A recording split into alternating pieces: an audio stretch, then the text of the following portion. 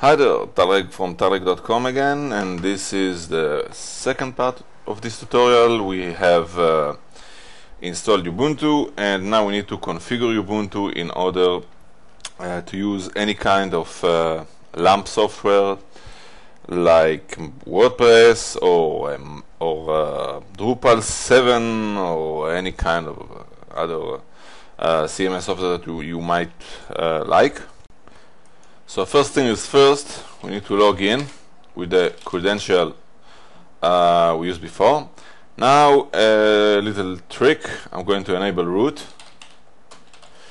by using sudo, and then Ubuntu will ask for my password, and then I'm going to do the password command, which will enable me to update the password for the current user, which is root. So now we have the root enabled. Usually it's a contradict move to do so, but it will make things faster in future login. We can always disable it later, or just make a very long password. For tutorial, it's actually work pretty good. So what we need MySQL, we need PHP, we need a web server to run everything, which is Apache, and we actually need a couple of PHP libraries. We need the PHP MySQL library in order to connect PHP with MySQL, and we need the PHP graphic library, which is PHP GD, because otherwise Drupal may not be able to render a couple of image types. So all of these things are absolutely must have, and we're going to key them by hand, one by one. But if you want the entire script, you can find it in Tarek.com. You can find the link to this whole post right beneath this video, which include all the video posts and the links to all the resources that I used. So just visit Tarek.com. And so let's start by using MySQL. And the command for this is apt-get install MySQL server. I'm going to hit enter, and we're going to say yes. If we put -y, it will actually won't even ask us for the yes, and just let it work.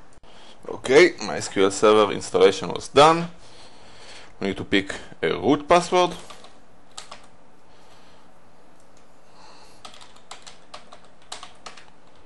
And repeat it. I have some packages to install.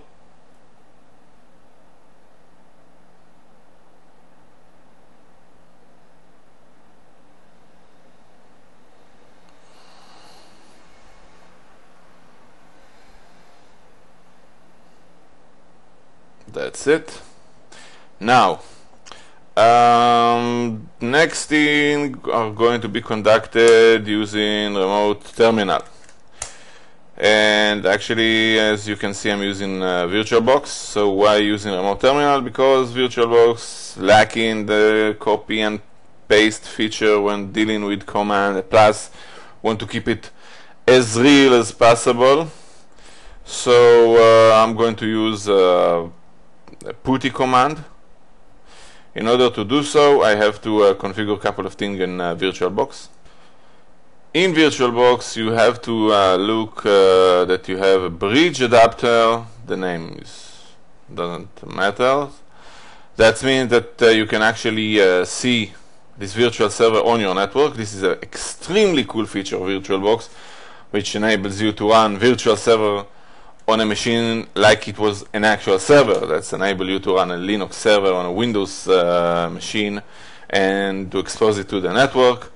Extremely cool feature, and we are going to use it here to run putty in order to access the server and to use all the benefits of putty and WinSCP. So I start WinSCP, put in the server address, then select putty option, and we are now on putty. Here's the server. I'm going to put it away, and we can access everything from putty. The thing is to simulate the most real environment that we can have, and most of the time you're going to interact with Ubuntu user using some kind of SSH client. Plus, this SSH client is actually better presenting, has a better UI. We can enlarge the window and do some other stuff that will be a little bit harder to do in VirtualBox, although not impossible, but why work hard if you don't have to? So the rest is to install PHP. So let's do that. This is the version is PHP 5. I'm going to use the -y option in order to escape having to punch up the Y later. So okay, after PHP has finished installing, we need to install Apache. So going to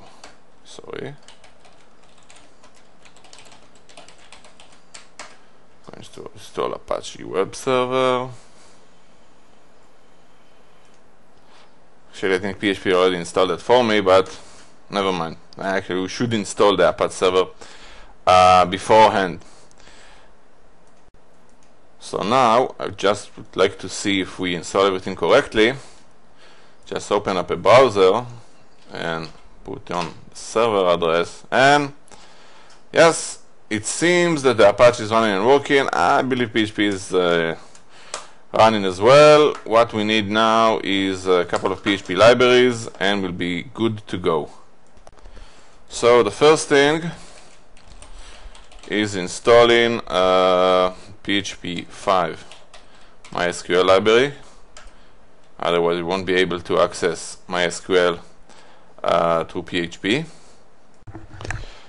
Okay, so after we use the script to install those two libraries, and by the way, if you need the script, you can find it in the link below.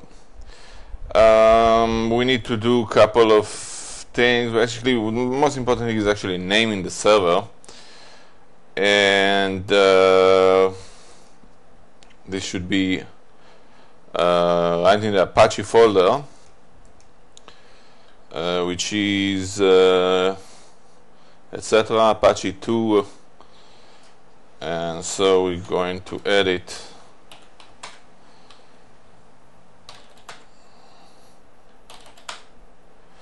and most of the time Apache will be configured in httpd.conf, but if you install it from Aptitude using Ubuntu, it will be configured on apache2.conf. And you can actually use the other one as well, but I'm going to use the main one, and I'm just going to put server name.